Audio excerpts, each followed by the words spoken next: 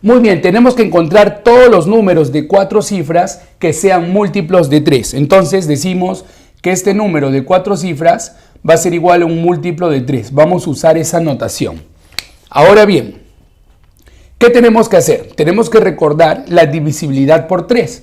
Para que un número de cualquier cantidad de cifras sea múltiplo de 3, necesariamente la suma de todas sus cifras también tiene que ser múltiplo de 3. Entonces vamos a sumar esas 4 cifras y decimos que la suma de esas 4 cifras necesariamente es un múltiplo de 3.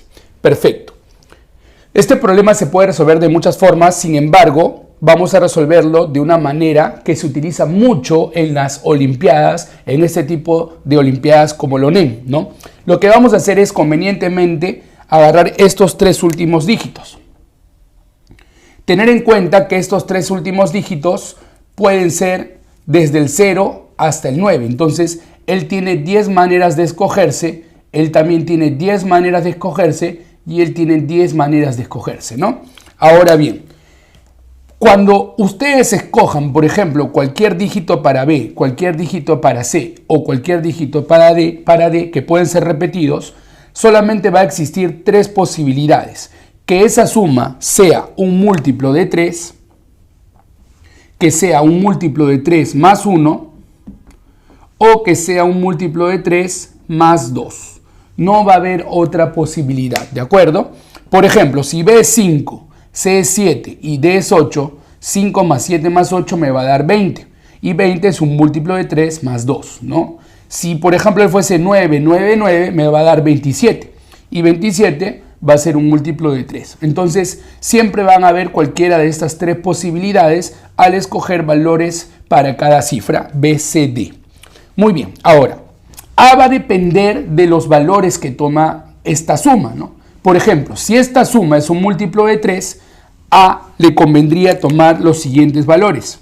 0 no puede ser, sería 3, 6 o 9. ¿De acuerdo?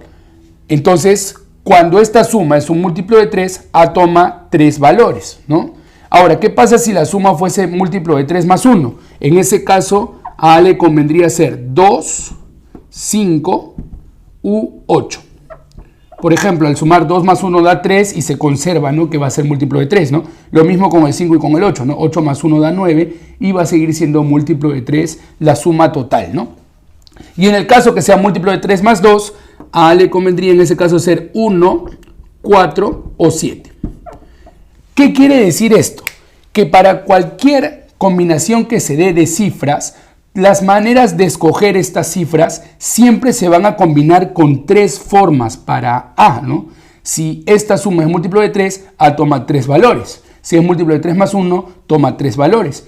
Múltiplo de 3 más 2, también sigue tomando 3 valores. Ahora bien, como B, C, D pueden tomar 10 valores cada uno, hasta ahí el total de formas de escoger esos dígitos sería 1000. 10 por 10 por 10, principio de multiplicación.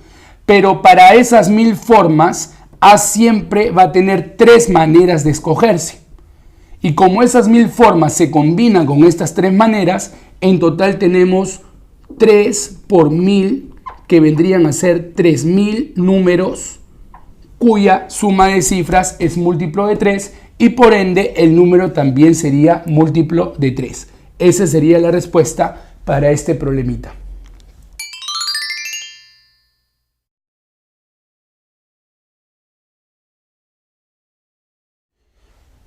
Bien, como nos indican en el problema, este número es de 5 dígitos. También me piden que cada dígito sea menor que 5, y también me dicen que la suma de esos dígitos sea impar.